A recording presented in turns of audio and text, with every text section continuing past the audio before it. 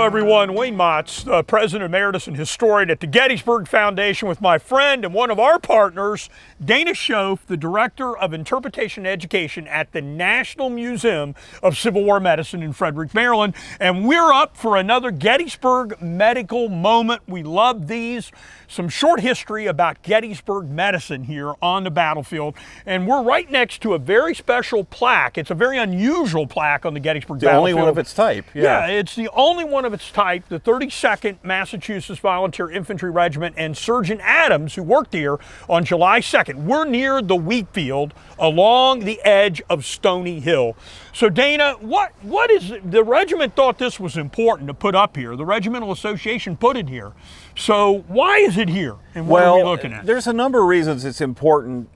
First of all, this isn't the main importance, but we recreate this location in a diorama in our museum because this particular incident sort of epitomizes what Jonathan Letterman, the medical director of the Army of the Potomac, called the three-stage system that he established when he became that director in 1862, and that the first stage of wounded care was what we would call a triage station close to the battlefield.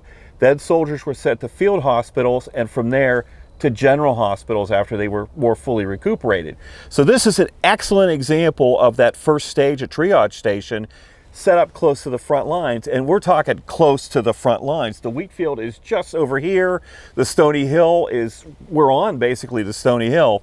And he set up an aid station behind these rocks to take care of both wounded Union and Confederate and this soldiers. is Dr. Adams, who's on the plaque. Dr. Adams, his name was Zabdiel Boylston Adams, Zab Deal. It was a family name. He was the fifth man in his family named Zab Deal.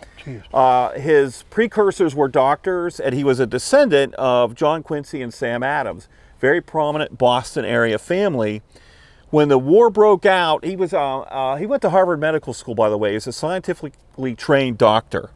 And when the war broke out, he became surgeon of the 7th Massachusetts Infantry.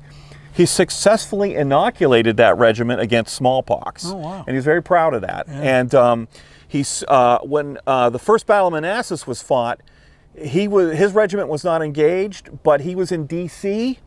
He heard the cannon firing, and he took the gumption to get an ambulance and rode out on his own to try to recover the wounded. Oh, wow. Yeah, and brought as many back as he could.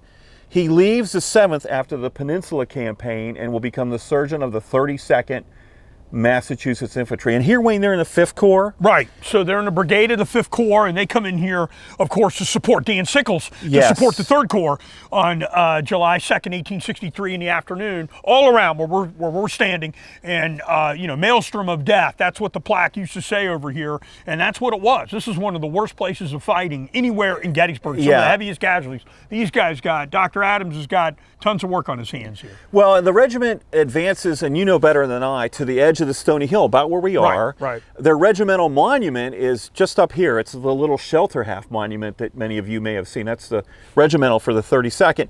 But they're engaged here for about 3 hours at various locations. They get pushed back and along the Wheatfield Road, and they realign and they continue fighting. They came in with a little over 200 guys. They had about 62 casualties, and of course, that's a lot, but there's more casualties than just the regimental casualties.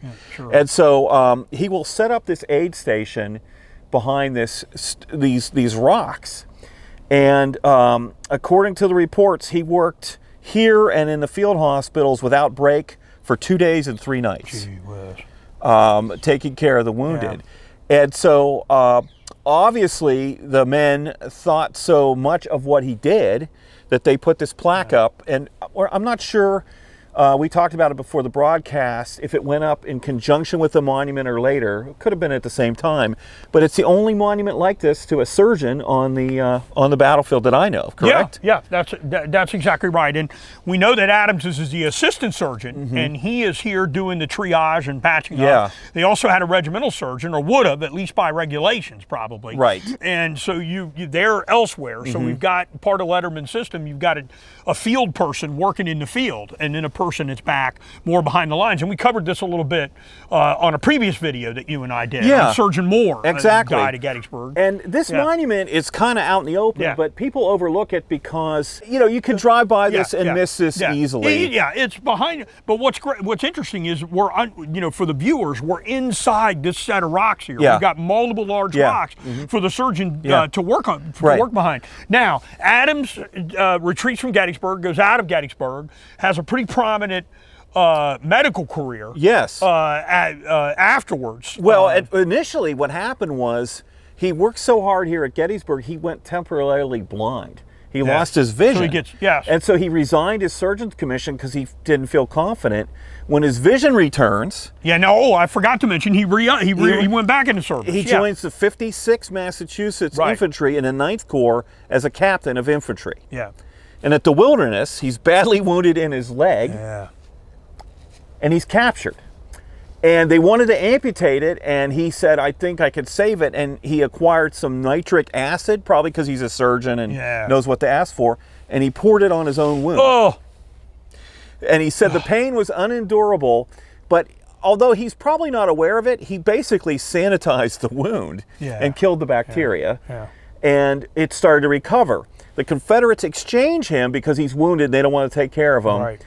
He'll recover and then serve with his regiment during the Petersburg campaign. A pretty remarkable story of Zabdiel Boylston Adams, who also he does have a successful medical post-war career, but Wayne, what is his ultimate fate? Yeah, and I was looking it up. You and I were talking about this off camera. You read about all these soldiers and people involved in the Battle of Gettysburg and all these Civil War battles for 4 years, and then what happens to them? Right. And unfortunately, according to the newspaper, Dr. Adams dies in Massachusetts from the effects of a fall on May 1st, May 1st, 1902.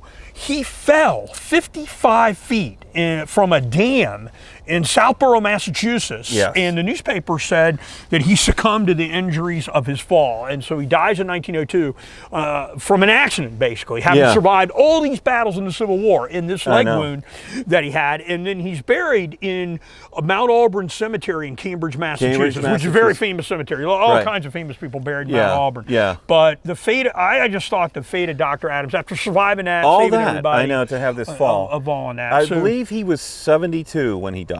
So he did live, you know, significantly after the war, but sort of has a tragic end.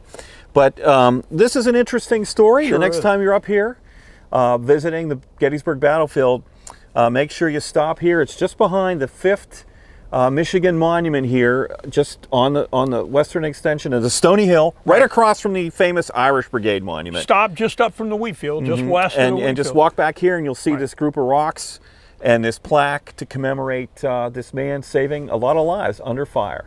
Okay? Well, our Gettysburg medical moment, Dana, I want to thank you on behalf of the Gettysburg Foundation. And what a gorgeous day to be here. Good the National Museum of Civil War Medicine. Listen, we do great work. Foundation, the National Park Service's partner to preserve and protect Gettysburg, and of course the National Museum of Civil War Medicine down to Frederick, Maryland. Go make a visit. Visit Gettysburg and come visit us in Frederick. So look at both the social media channels. Make sure you're subscribing and following both the social media channels. In behalf, since I'm the one that introduced this, I guess I'll cut it off, but on behalf of both our organizations, thanks for your support. Thanks a lot, folks.